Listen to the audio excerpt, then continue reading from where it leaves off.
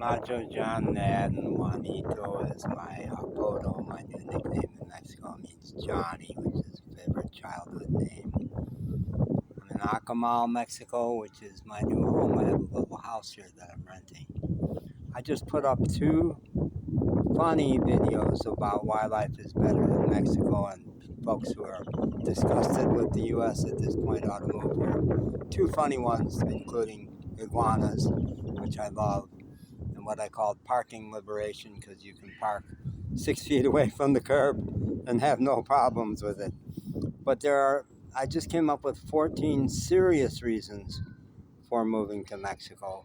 And the one I'm going to first cover in depth is strong democracy, which it is. It's a super strong democracy in Mexico. Recently elected the first female president by an 80% landslide. Yeah, 80%.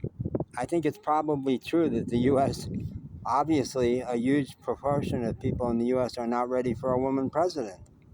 The progressives are, but even women voted heavily for Trump. Whereas in Mexico, the Morena party, AMLO's party, Abraham Manuel Lopez Obrador, the outgoing president who just went out, was the first genuinely progressive president in Mexico in generations. It had been right-wing, representing the rich, very corrupt for generations. But AMLO greatly reduced his own salary and his own pension tremendously and fought for the poor, fought for the working class, brought in a safety net. For the first time, Mexico has a serious safety net, and the levels of poverty are falling in Mexico, whereas they're rising in the U.S.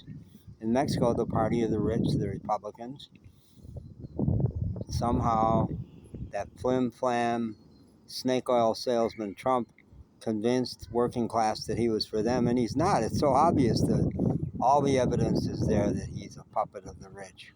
And what will happen in another 4 years of Trump will be more tax cuts for the rich and huge corporations. Harris meant it when she said she was going to break up monopolies and price gouging, but somehow that didn't translate. People didn't believe it. But in Mexico, AMLO's successor, Claudia Sheinbaum, a woman and a Jew, was elected by 80%. There's huge income inequality in Mexico. There is, absolutely, all around the world. And all around the world, the rich stay in power by convincing the poor to blame each other. And meanwhile, the rich people are laughing all the way to the bank. 80%. And that election was not marred by violence or corruption. I was in Orizaba. I had seen as Claudia, and we believe in Claudia all through Mexico before I even knew who she was.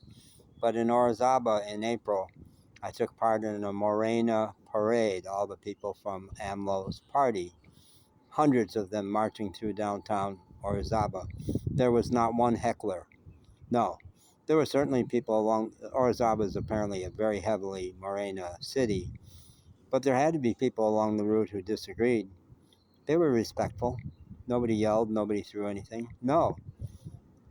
Democracy held in Mexico and is in shambles and will be desperately in shambles over the next 4 years in the U.S.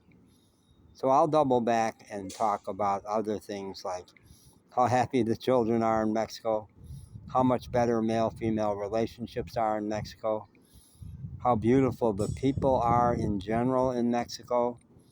The macho man is a thing of the past. It's 2 generations ago. U.S. still think it's true? No. The sleepy senorita? No.